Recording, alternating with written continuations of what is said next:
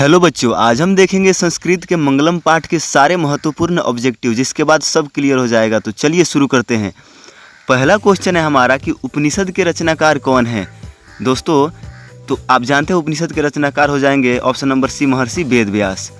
Next question है मंगलम पाठ के रचनाकार कौन है। तो दोस्तों, आप जानते हैं मंगलम पाठ भी उपनिषद से ही लिया गया है, तो इसका भी राइट आंसर क्या हो जाएगा, महर्षि वेद व्यास, यानी ऑप्शन नंबर सी। चलिए नेक्स्ट देखते हैं कि मंगलम पाठ में कितने मंत्र संकलित है। तो मंगलम पाठ में जो दोस्तों 5 मंत्र संकलित है, ऑप्शन नंबर ए। अणु से छोटा कौन है। तो आप जानते हैं कि अणु से छोटा आत्मा है। चलिए नेक्स्ट क्वेश्चन है किसकी जय होती है। तो आप जानते हैं बच्चों कि सत्य की हमेशा जय होती है, तो इसका सही आंसर हो जाएगा option number A. Next question है कि बहती नदी कहाँ मिलती है। तो नदियाँ जो है समुद्र में मिलती है, तो इसका सही आंसर हो जाएगा ऑप्शन नंबर सी। चलिए नेक्स्ट प्रश्न है कि जंतु के हृदय रूपी गुफा में क्या स्थित है। तो इसका राइट आंसर हो जाएगा ऑप्शन नंबर ए, तत्व। नेक्स्ट प्रश्न है कि ब्रह्मा को प्राप्त करने के विषय में बताया गया है, यानी किस उपनिषद में। तो यह है जो मुंडक उपनिषद में बताया गया, option number D. Next question है कि देवलोक का मार्ग किससे प्राप्त होता है, यानी देवलोक का मार्ग जो है ऑप्शन नंबर ए, सत्य से प्राप्त होगा।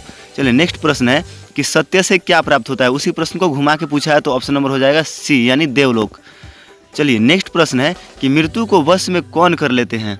तो बच्चों, हम बताए थे कि जो विद्वान पुरुष है वो मृत्यु को वश में कर लेते हैं। नेक्स्ट प्रश्न है किसकी जय नहीं होती है।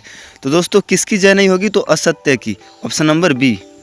चलिए नेक्स्ट प्रश्न है कि उपनिषद में किस महिमा का वर्णन किया गया है। तो आप जानते हैं कि उपनिषद में परम पुरुष महिमा का वर्णन किया गया है। नेक्स्ट प्रश्न है आपके सामने बच्चों कि उपनिषदों की संख्या कितनी है। आप जानते हैं बच्चों, बताए थे आपको कि उपनिषद की जो संख्या 108 है, यानी कुल उपनिषद 108 है। चलिए नेक्स्ट प्रश्न आपके सामने है कि आत्मा के गूढ़ रहस्य की किसमें व्याख्या की गई है। तो ऑप्शन नंबर इसका ए हो जाएगा, कठोपनिषद में। नेक्स्ट प्रश्न है दोस्तों आपके सामने कि परमात्मा की महिमा का वर्णन किसमें किया गया है। तो इसका राइट आंसर हो जाएगा दोस्तों ईशावास्योपनिषद में। चलिए नेक्स्ट प्रश्न है आपके सामने बच्चों कि ज्ञानी लोग और अज्ञानी लोग में अंतर किसमें बताया गया है। तो ये जो है श्वेता स्वर में बताया गया है, तो ऑप्शन नंबर सी हो जाएगा इसका राइट आंसर।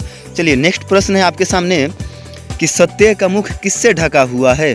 तो सत्य का मुख जो है बच्चों हिरण्य पात्र से ढका हुआ है, जिसको हम सोना के नाम से भी जानते हैं, हिरण्य पात्र का अर्थ होता है सोना। नेक्स्ट प्रश्न है आपके सामने कि सत्य का खजाना कहाँ है। तो पृथ्वी लोक, नरलोक या देवलोक। तो इसमें हो जाएगा देवलोक, इसका सही आंसर हो जाएगा। सत्य का खजाना दोस्तों देव